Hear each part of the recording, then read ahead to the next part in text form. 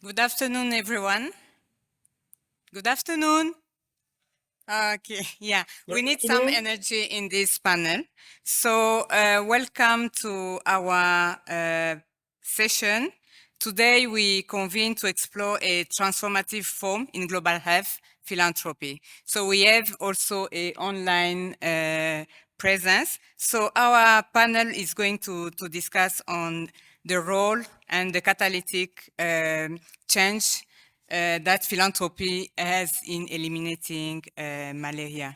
As you can see, we are joined by visionary and change makers who understand more on what philanthropy is doing. So without further ado, I'm pleased to introduce our first panel. So I will start first with Professor Leke, who is our guest of honor, and who is a professor of immunology and parasitology at the University of Yaoundé. She's the chair of the MIM Secretariat. And we also have Professor Wilfred Mbacham, who is the founding executive secretary of the MIM Society, chair the board of trustees of Malaria Consortium. And in front of you, you have wonderful people. So you have Dr. James Timbe Derana, who is the chief executive of Malaria Consortium. We also have Dr. Mohamed Abdulaziz, who is online, is the head of disease control and prevention at Africa CDC. Welcome, doctor. And we also have Olivier Ngou, who is the executive director and founder of Impact Santé Afrique. We have Dr. Semakula Mohamed from the Ministry of Health, who is the head of planning, strategic information, and health financing in the Rwanda Ministry of Health. We also have Alisa Weng, who is the malaria team lead at GiveWell. And the last one is Dr. Jennifer Gardi, who is the interim director of Institute, who is the deputy director of surveillance, data and epidemiology at the Bill and Melinda Gates Foundation. So I have the honor to invite Professor Rose Leke, who is our keynote speaker. Professor, please, the floor is yours.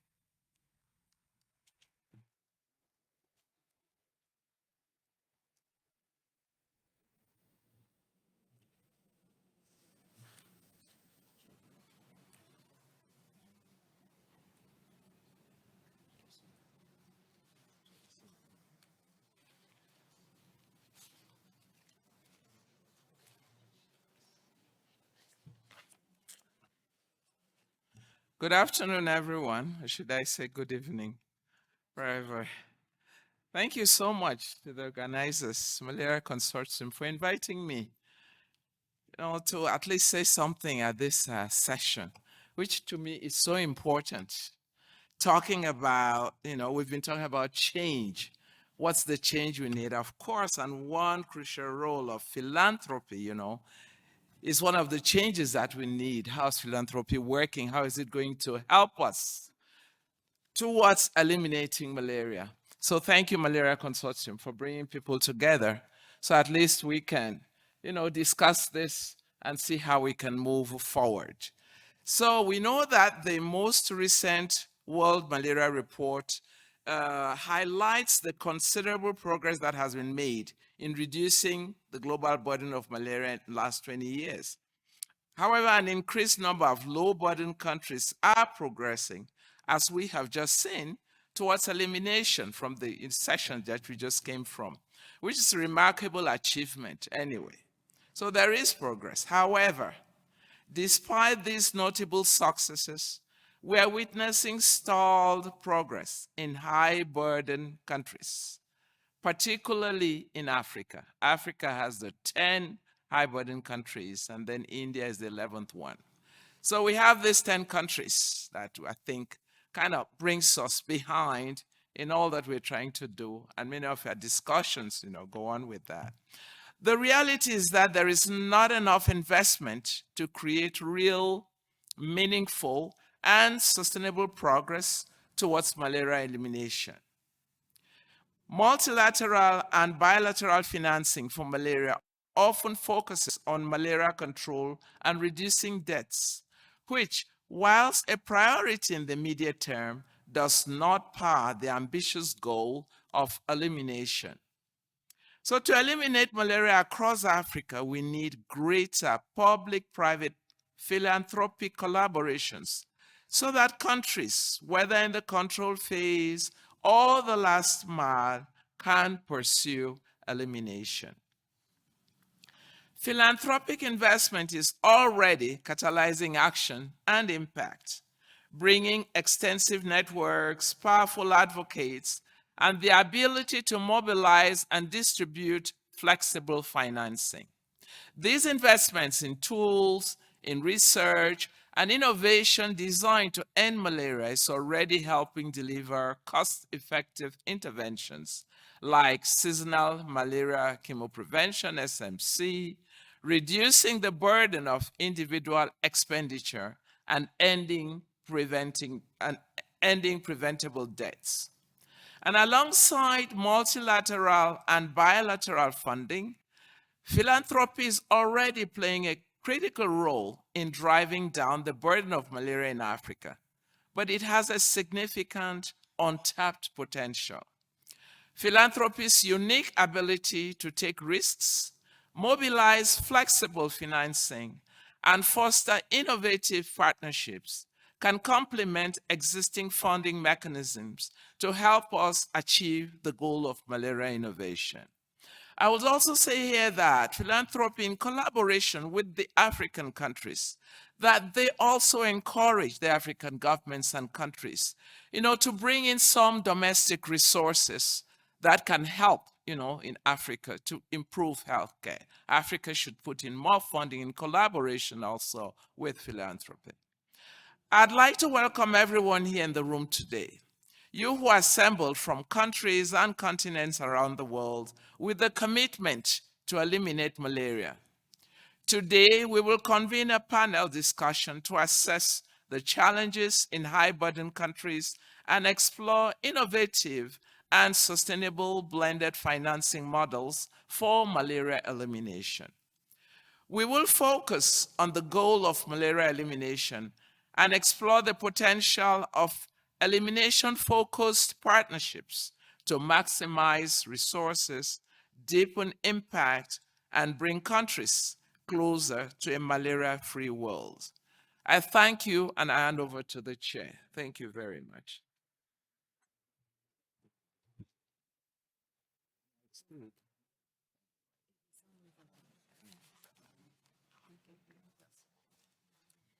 Thank you, Professor Leke, for your wisdom and for always being with us, pushing us to improve in malaria elimination and do better and be strategic. So as we begin this conversation, let's reflect on the current situation of the malaria response. As you can see, I'm just going to go very quick because I'm sure that everyone is aware of the progress. So we are off track by 55% for malaria morbidity. Can you go to the next? And we are also off track by 53% for malaria mortality. Next. You can see that the available financing and funding for malaria is also off track, and you can see that it's even widening. So we had a funding gap of 3.7 billion in 2022, and last year it was out of the 4.1 billion was received compared to the 7.8 billion that was needed for the fight as predicted by WHO. And this is where we see that it's really important to have another innovative solution for the financing as well as the funding of malaria. So with that, I would like to start with the first question. Dr. Abdulaziz from Africa CDC, how do you see the role of philanthropy in strengthening African public health institutions, especially in addressing all the threats as well as infectious disease? Excellent. Thank you so much for this question. We all know that malaria in Africa especially Africa has the highest burden of malaria, and 94% of all deaths in malaria occur in Africa, majority in children under 5. So what else do we need to convince our government to invest in malaria control? But we also know that governments have a lot of things they are working on in the health. And based on that, in Abuja in 2013, the government, the head of state themselves asked for 15% budget for health. But we know that consistently there has been a shortfall in this. Now, one of the things philanthropy can do is to step in and help with those critical areas that will demonstrate to government that if you invest in these areas, you have the chance to bring down both the burden and the number of deaths due to an illness. And for malaria elimination is the best example for the African government. So what areas can the philanthropy invest in? They can invest in traditional areas that will be difficult for the government, like in research, research for new ways to control malaria. We know we have climate change now. The vectors are moving beyond their bounds, and we don't even know, maybe they are even reacting in the best way to some of our interventions. We know that malaria vaccine is just coming on board. If through the philanthropic action, we can get more types of malaria vaccines that will be cheaper in addition to what we have now, and push to get African children that accounts for majority of the deaths under 5, majority of the deaths that are dying from malaria, to show very clearly how these interventions within time has dropped dramatically. That, I believe, is the work, the corporate social responsibility of many philanthropic groups. And we've seen it in public health. If you look at even how Africa has been able to kick out wild polio virus, is a lot has to do with the way philanthropy have helped. So we say, if we invest this kind of attitude in malaria elimination, we will be able to save the lives of hundreds or thousands of African children under 5 that are dying from malaria currently. Back to you, Chair. Thank you, Dr. Abdullahi.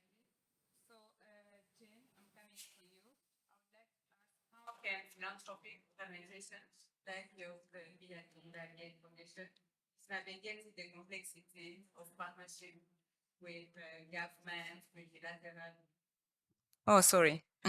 Government, multilateral agencies, and the private sector to ensure sustainable elimination of malaria. Thanks, Corine. For those that might not have heard the first part of the question, it's about how does an organization like the Gates Foundation navigate very complex landscape, multi-stakeholder landscapes. And I'll break the answer down into 2 parts. How do we navigate complexity, and how do we navigate that complexity in malaria endemic settings? So for the first part, my answer, it's probably not a great answer, but it's we have an equally complex organization ourselves. If you look at the foundation, our various and sundry teams are either issue specific or they're sort of serving cross-cutting functions. So malaria is an example of an issue specific team, but we've got all these fantastic matrix partners. There's the Global Health Agencies and Funds team, which is strictly dedicated to our working relationship with entities like WHO, like Gavi, the Global Fund, etc. We have a policy advocacy and communications team, a lot of work there on interacting with ministers, heads of state. How do we tell our stories? How do we build political momentum around issues like malaria? Then we've got R&D partners as well who help us navigate regulatory landscapes. So So all of those matrix partners, if you look at the malaria core team organizational chart, there's maybe about 30 of us on there. But when you expand that sphere to include everybody at the foundation who is bringing their deep expertise in government relations, advocacy, communication, etc., to bear on the malaria problem, you're actually looking at more like 100, 120 people in total. So it's an organization that has very dedicated slices of the org focused on all of those important stakeholder communities and all brought to bear around individual issues. How do we do that in malaria endemic countries? The answer is really simple. It's boots on the ground. It's a presence on the ground. So the foundation for a long time has had offices in Addis, in Johannesburg, in Abuja. We just opened a Nairobi office. We have a Dakar one coming online this year. The staff of those regional offices know their geographies inside out, and they know their stakeholders inside out. And we as the malaria team are actually starting now to place some of our programmatic staff, our grant makers, in those offices so they can be more closely allied with country programs. So Kemi and Santé, who are here, are our boots on the ground and really giving us not only important real-time kind of intelligence about what's going on, what matters in country, but helping us to create those lasting relationships. Thank you.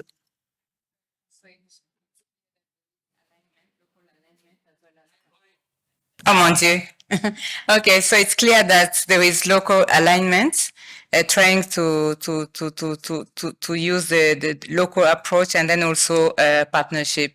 So James, in the last decade, philanthropy has been described as a powerful force of change, including support in the fight against malaria. So today, is it the same? Are we seeing that change?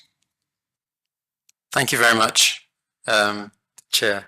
I would like to give you a couple of figures because when we say powerful, I need us to really appreciate what power we're talking about. And this is critical because I think one of the challenges we're all facing as a malaria community is the constraint of that $3.7 billion and the fact that we see that gap and we can't get around it.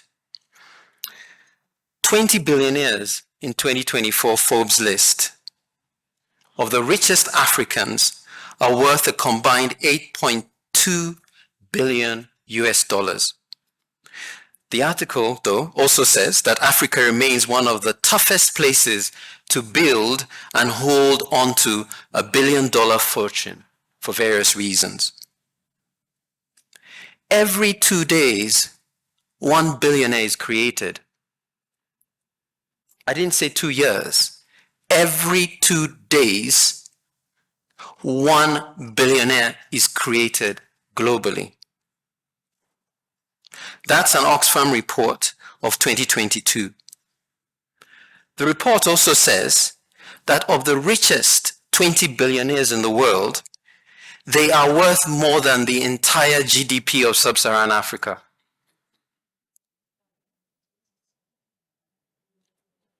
Can I repeat that? Of the richest 20 billionaires globally, they are worth the entire GDP of sub-Saharan Africa. So let's zoom into the UK, since we're a UK registered charity.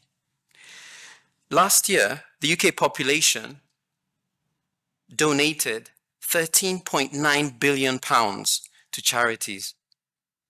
That was a record. Of that, 7% goes to overseas, affairs, including disasters. And what I'd like to stress is that it's not just about billionaires. 50% of the UK population donate every year.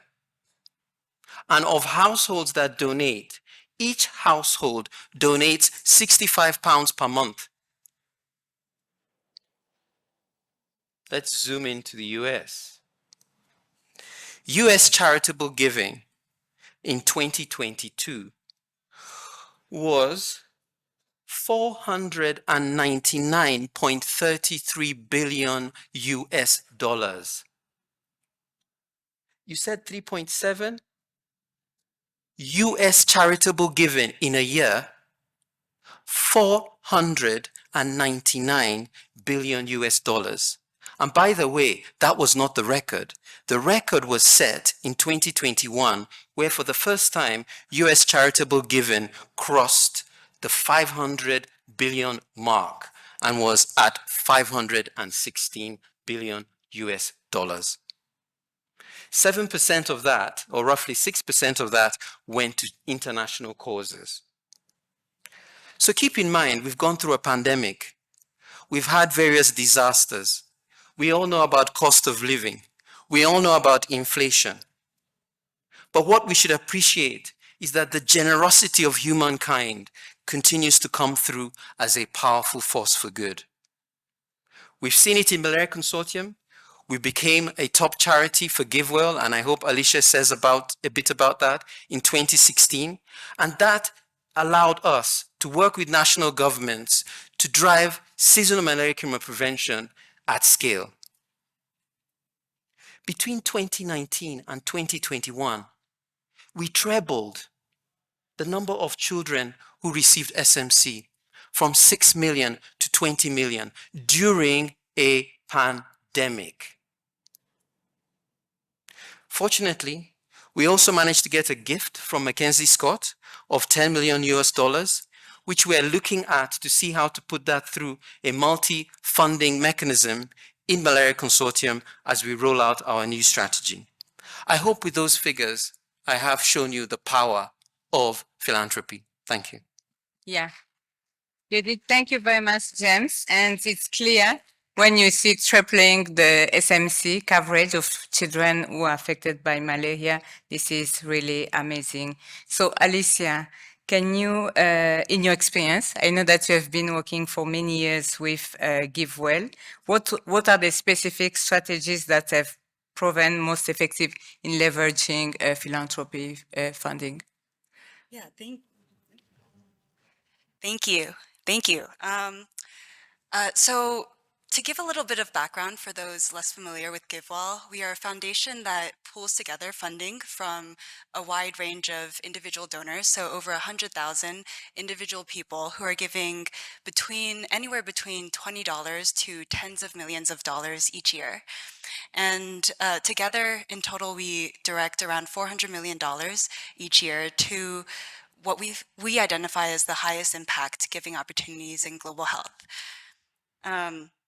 So I'll answer this question in two parts. One on how we can raise more philanthropic investments, and then on how to leverage those philanthropic investments to drive innovation.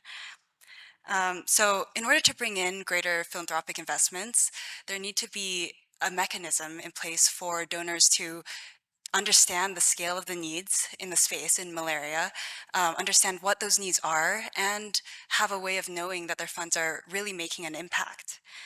So it's very hard for individuals to be able to do that, individuals who are giving relatively small amounts of money.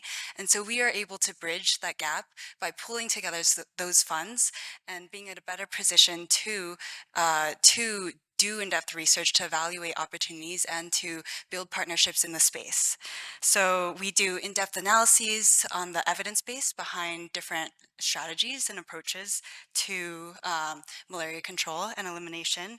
We're able to represent our donors and build partnerships with ministries of health, implementing partners, researchers, funders, in order to learn about how our donor funds can best make a difference and contribute to the collective efforts to drive down malaria. And then we bring back everything that we learn back to donors so that donors can feel that their funds are really being used in a very effective way. And we found that when we bring along donors in that way, they are often really excited to keep giving more. Now, how can we leverage philanthropic investment to drive innovation? I think we can lean into the flexibility that philanthropic funding allows. So GiveWell is accountable to our donors to try to direct funds in a way that tries to maximize impact. But we don't have to stick with strict processes or requirements for grant making in the way that institutional funders often do. That means that, for example, we can make partially unrestricted grants that allow room for experimenting with new approaches, and including grants that we've made to support the continual improvement of the delivery of SMC, some work to scope out and design and test a behavioral intervention to try to increase the usage of bed nets, as well as an ongoing pilot for PMC and DRC, just to name a few examples. Thank you. Thank you very much. So you are bringing an aspect of flexibility as well as to maximize impact. So Dr. Should I call you Dr.? Dr. Semakula, effective malaria elimination requires strong health system, and as a representative of the Ministry of Health, how do you create enabling environment and policy that are necessary, as well as a governance infrastructure that is really attracting philanthropy? Well, thank you very much. I think the primary role of government is to create an environment and ensure that the population can access the quality services whenever needed. So that is the primary role.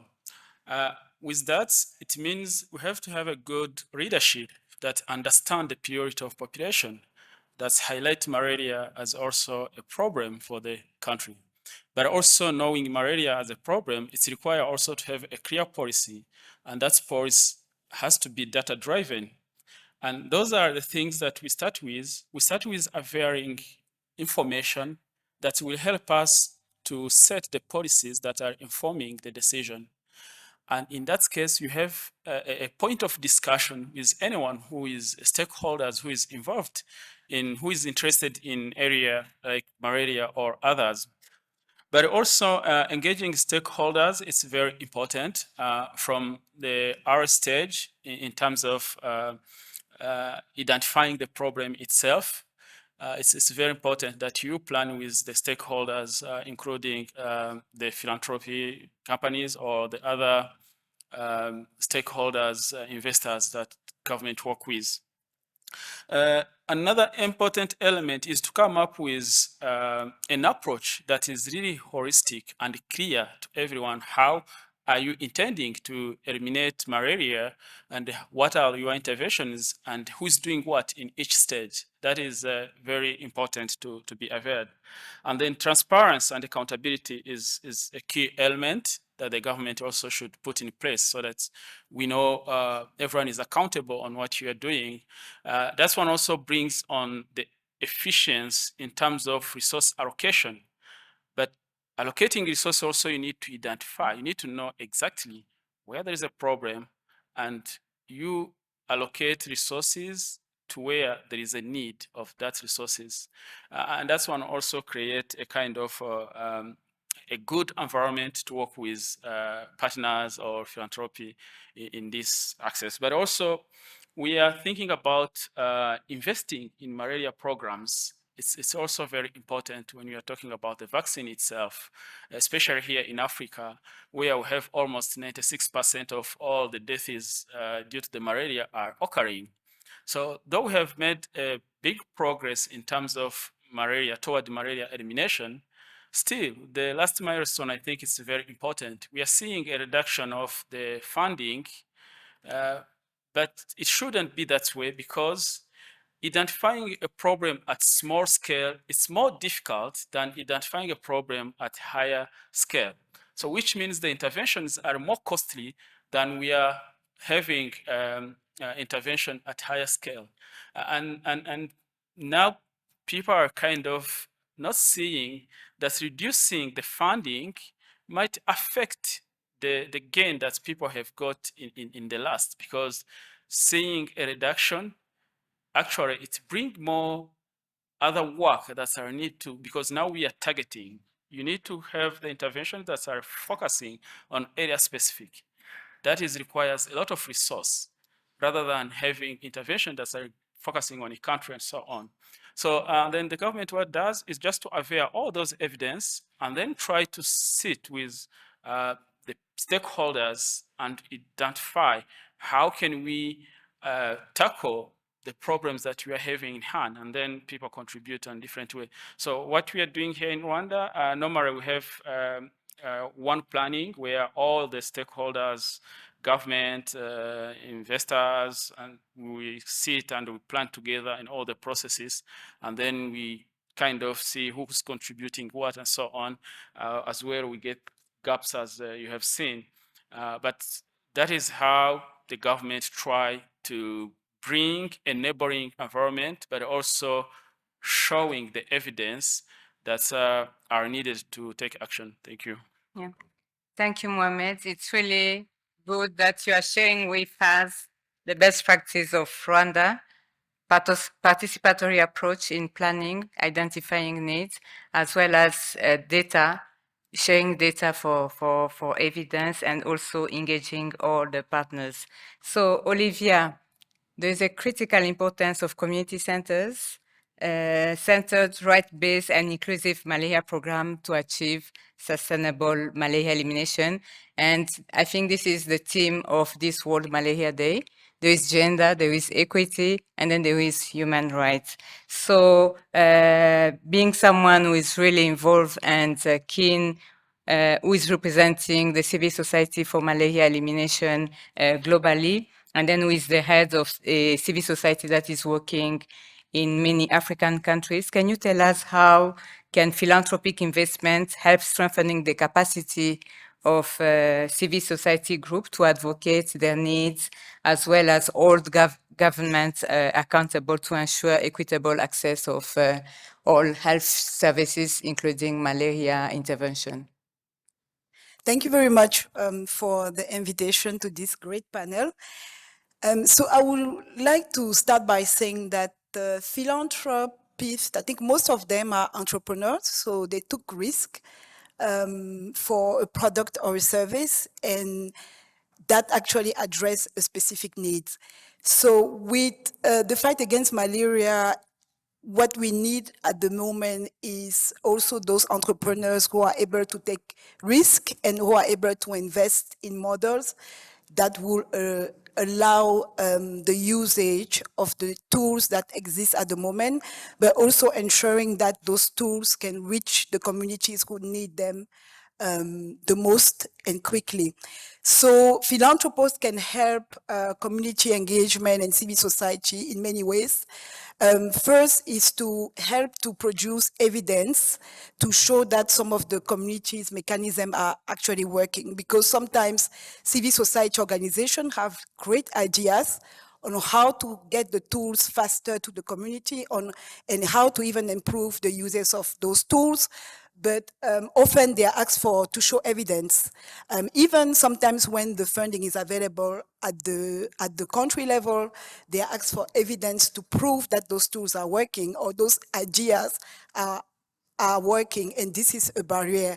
So supporting communities and CSOs to really produce those evidence in social studies, anthropologic studies, studies that address the needs of and the barriers related to access to services for communities in all their diversities would be quite useful to have evidence-based models that can be then funded locally.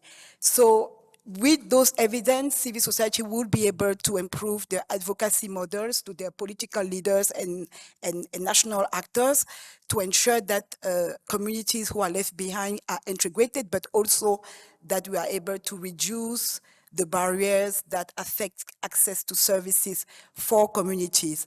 Thirdly, philanthropy can support funding of community-led interventions who are intervention led by communities, and that can really close the gap between access to services and communities who need them the most.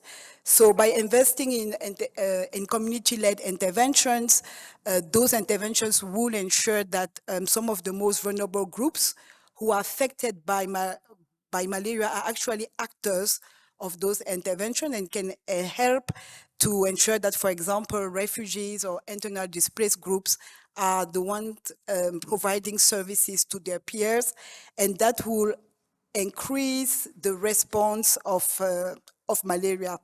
And then lastly, on monitoring and evaluation, philanthropy can help to also invest in community-led monitoring, which are independent systems to assess how satisfied are the beneficiary of malaria services, but also mostly have independent data on how well we are reaching or not those communities and what are the issues that community face. And all those data will help then to improve malaria programs, but mostly to ensure that we can respond a lot faster once we have malaria cases or once a community is infected by malaria. So philanthropy can really help and can really catalyze and accelerate the response at the community level with using the tools that we have already by ensuring that communities are able to lead interventions and are able to produce data and evidence to improve the overall malaria program.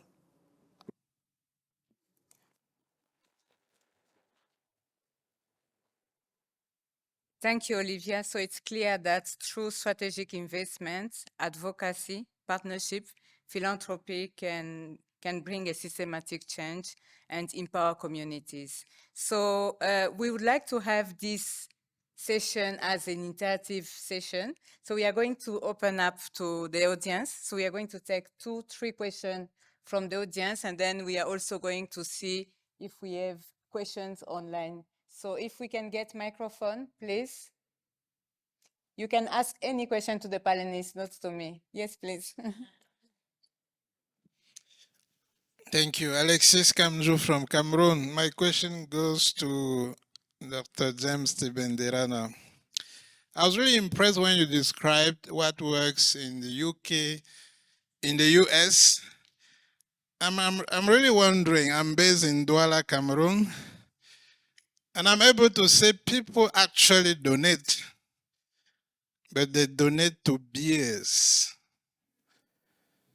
I was in this same room when someone said, what may have worked somewhere else may not work in Africa. So my question is, do you think what is working in the UK, in the US, can be replicated in Africa? If yes, what are some of your recommendations? Because we can be at the same time advocating for domestic resources and requesting every day for international donors to come in. What are we doing ourselves in our country? What are your recommendations on this? Thank you. Thank you very much. Can we first take the second and the third question? Can you please be brief so that we can also check if online we have question and continue the second session? Yeah, Please. thank you so much. I'm Yeah. called Milton from Uganda, and I work with Maisha Meds. I have one question with 2 parts. One is to Dr. Jennifer, and it's about the cost of care, either prevention or malaria case management. I see we have about $4 billion and the gap being 3.7, but my interest is on the cost of care. I know sometimes we are unnecessarily extravagant, so I would want to know from you, Dr. Jennifer, at Bill and Melinda Gates Foundation, whether you have a guidance as far as cost management is concerned and cost control, so that we can be as frugal as possible. Then my second question is to Dr. James. He gave very interesting stats, and I was thinking to myself, in Uganda, where I come from, we have a lot of billionaires, and how many have contributed to malaria? I couldn't remember any. And I think what comes to my mind is because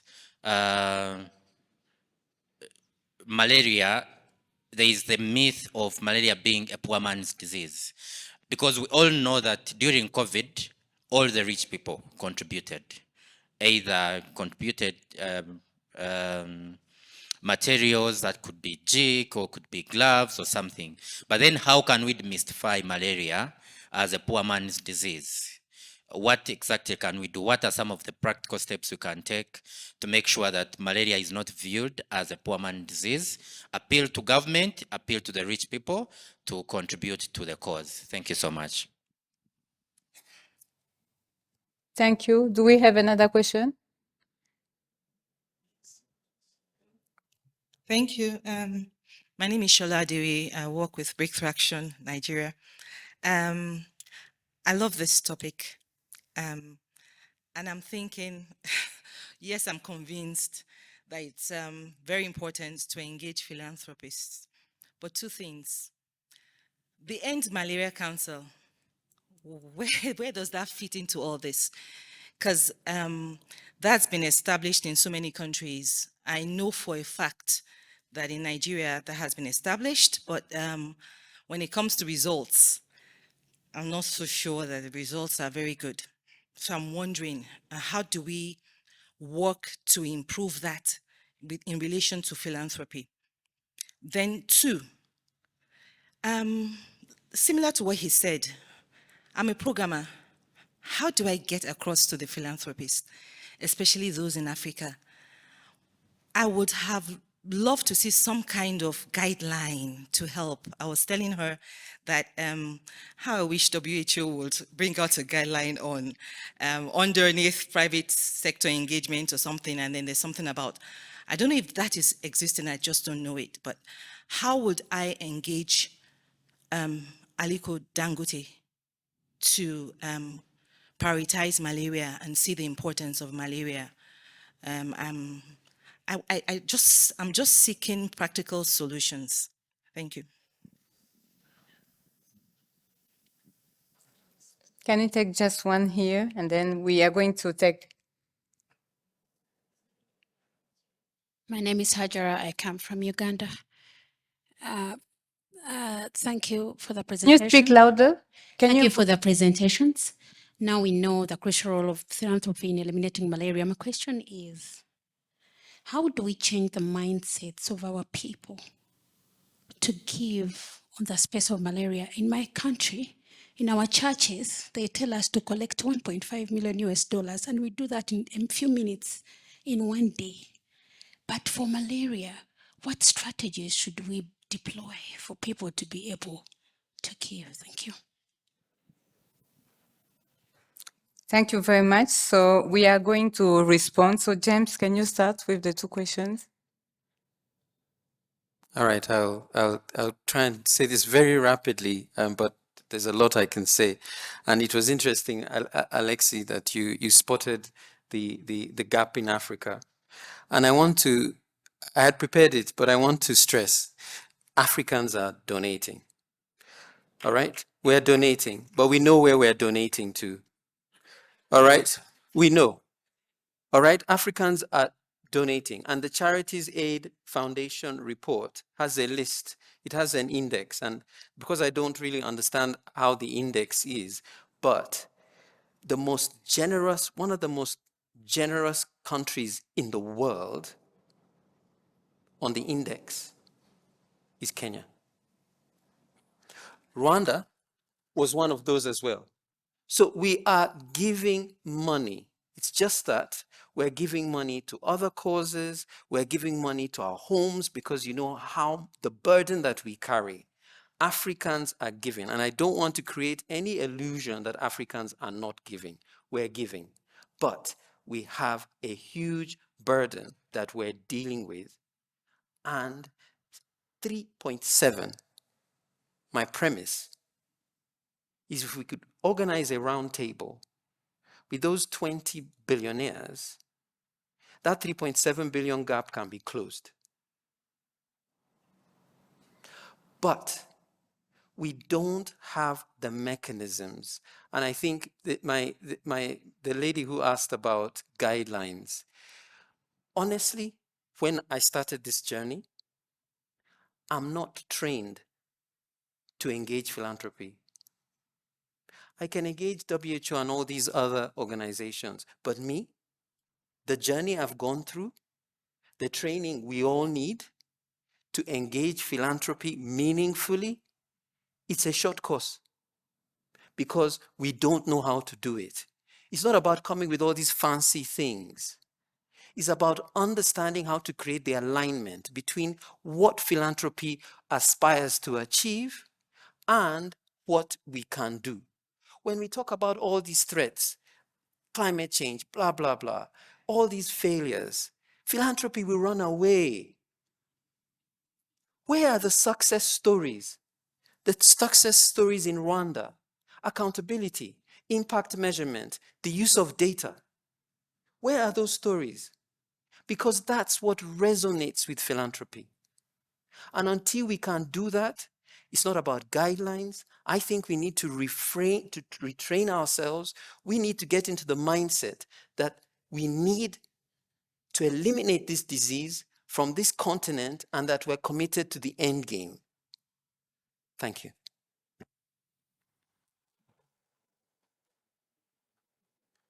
Thank you very much, James. So Jen, you also had a question.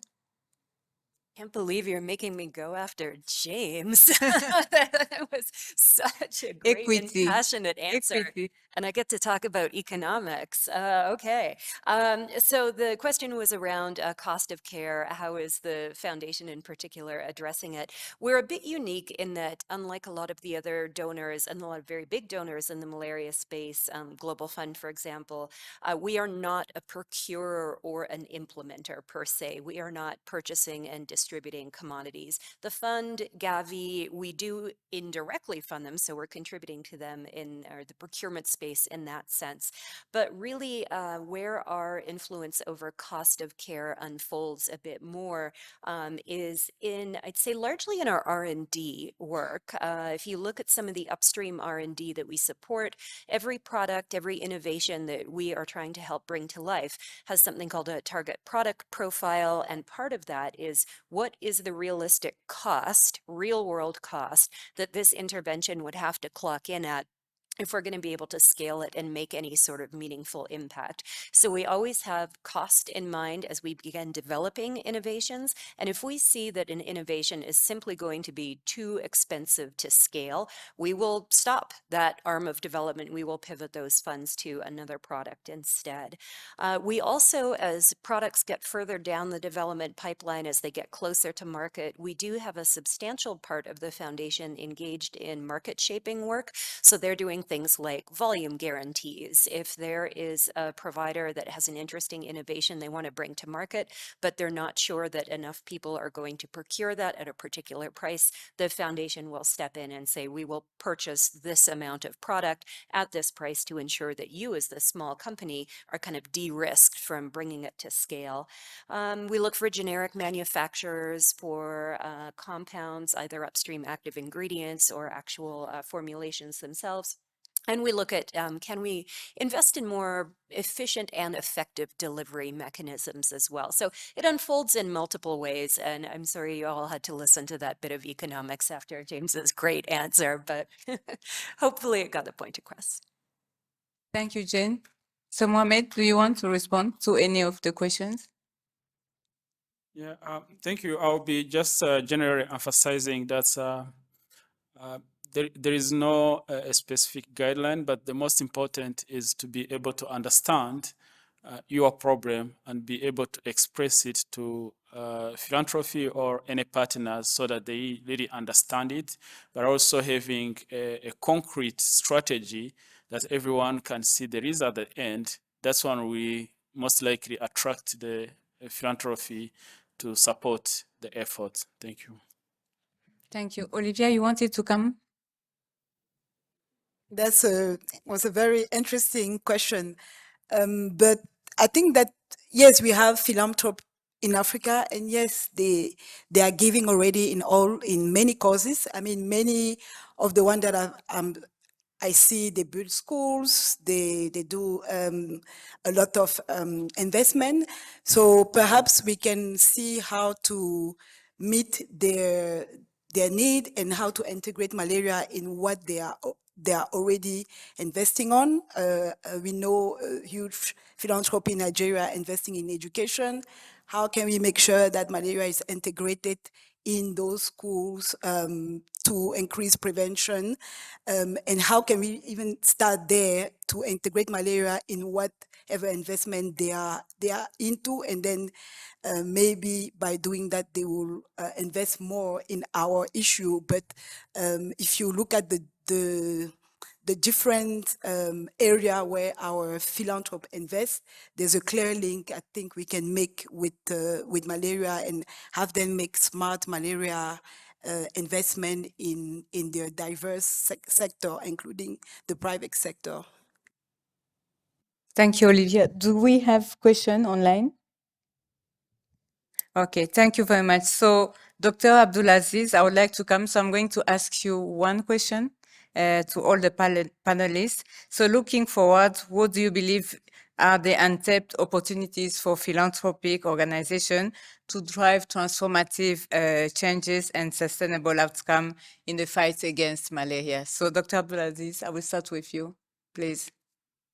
Looking at the answers everyone has given, you will know that philanthropy has a very important role to play to support the government, to show the government how they can invest money to bring the best results in reducing or improving the health indicators in the African continent. And for malaria elimination, philanthropy can help with development of new medication that are effective in the treatment of malaria and has more advantages over the types we have currently. They can invest in vaccine development and vaccine rollout, and at the same time also investing in the other aspects of malaria control that ordinarily governments will find difficulty in investing in.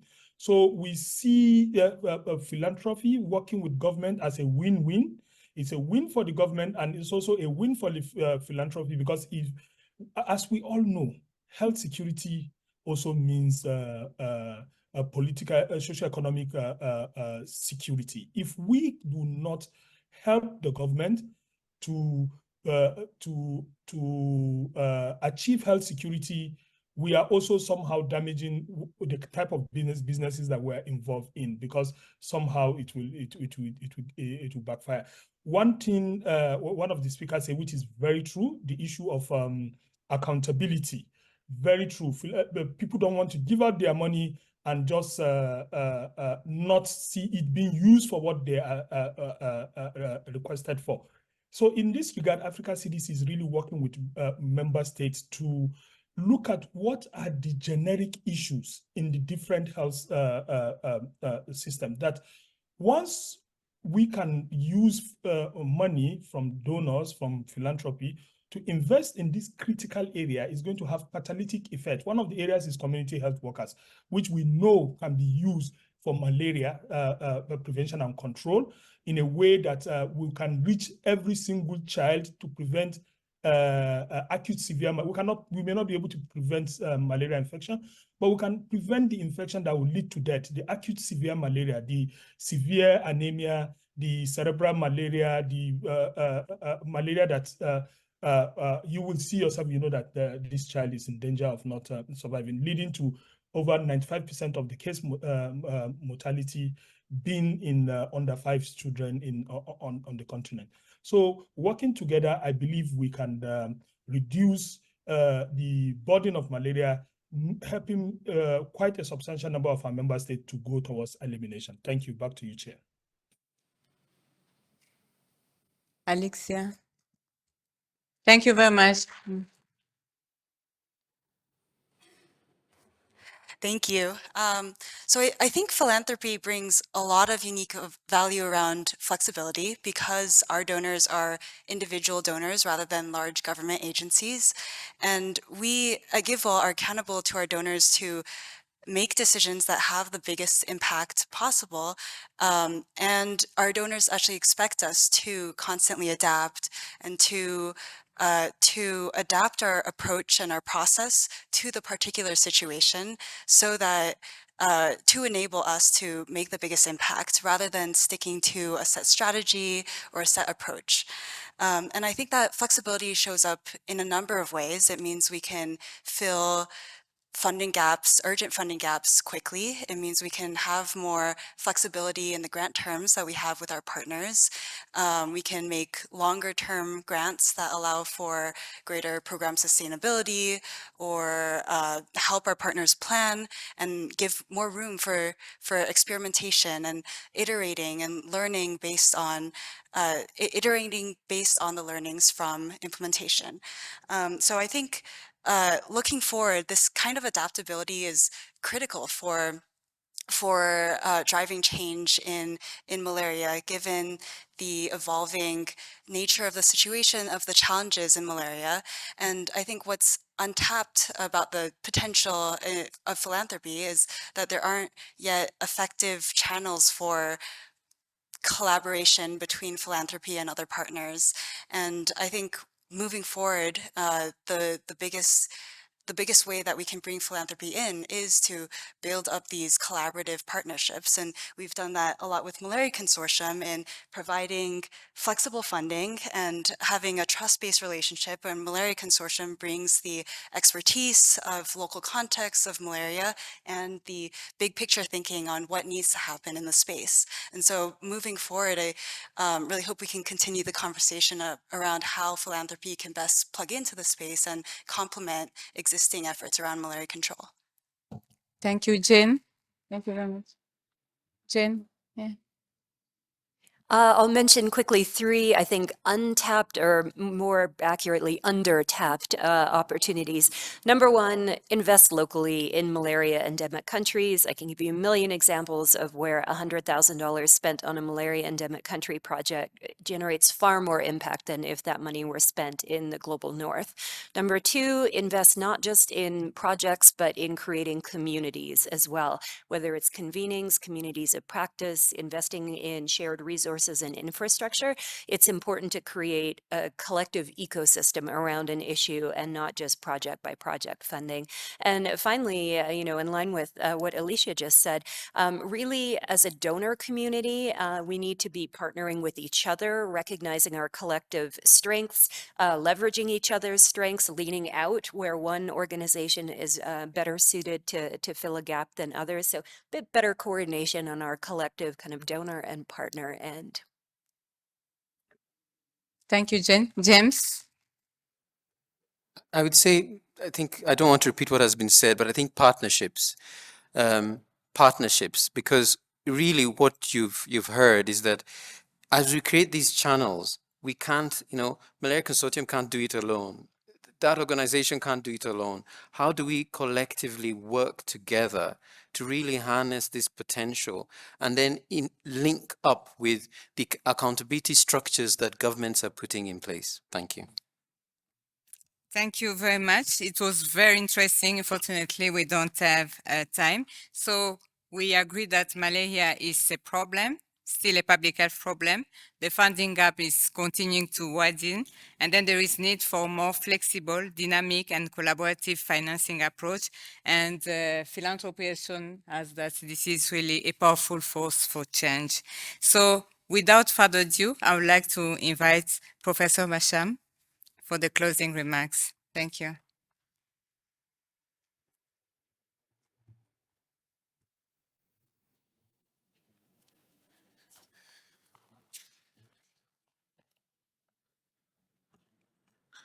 Well, first I want to thank all the panelists for such insightful comments. And I think my closing remarks would be along three lines. And thanks, Mohammed. I think you did my summary even before I could come up. And I think that was just reiterated by Alicia. Just to say that it will be along the lines of issues about good science. And it's also going to be around issues of giving. And finally, how we get the funding from philanthropists. First, let me say that this week has been, or is turning out to be, one that we have gone through the many ramifications of what we do in trying to curb this disease. We've seen resistance emerge. We've seen new species creep in. We've seen changing ecologies, health systems that are broken, and how we can fix this. We've seen exactly what we need to do at the grassroots to mobilize our efforts and bring some closure to this. We've been reminded to invest, we've been reminded to innovate, and we've been reminded to integrate. We are just into another cycle. If you look at the malaria funding cycle, we're repeating this donor fatigue that once had hit us. And again, these panelists have just so eloquently demonstrated that philanthropy can be one of those ways of innovative financing. Derived from the Greek word, the love of humanity, it simply means that it's a form of altruism that consists of private initiatives for the public good, focusing on the quality of life. Now, this is different from business initiatives, which are private initiatives for private good, focusing on material gain, and differ also from the public initiative for the public good. Now, how our parasites interact and how they change behavior, we have the tools now in our hands to understand this, especially with the coming of artificial intelligence and machine learning. Science is increasingly being democratized, and equitable partnership is the order of the day. So now that we have the common enemy, I think we need to go about it. When one child dies, it's a tragedy, but when 1 million children die, it's a statistics. And we know that every life is sacred, and so we have to do everything possible to avert these deaths. No one should die of malaria in the next decade. In 2002, I was privileged to have accompanied Professor Leke to Sweden to raise money for the MIM conference 22 years ago. For 1 week, there were 11 professors and 14 businessmen. We spent the entire week discussing on exactly how the MIM should be restructured, and nothing was said about funding. On Friday, I asked the fundraiser, what have we been doing here? I haven't heard anything about the budget. I haven't heard anything about the funding. And he says, Wilfred, fundraising is not about money. It's about credibility. And the philanthropists work under the understanding that acting for the common good is a simple act of charity that is their highest attainable ideals towards a fellow humankind, especially to most people they would never ever meet. They're often loyal to their cause, and the trust that they have in those to whom they give money is what guides them into giving this money. Now, loyalty is a consequence of leadership. Leadership is the touchstone of competence. Therefore, credibility is all that is required to have the philanthropist give you. It should be the good science or good programs. It should be integrity. It should be accountability. Let us therefore be credible. The philanthropists are waiting. Thank you very much.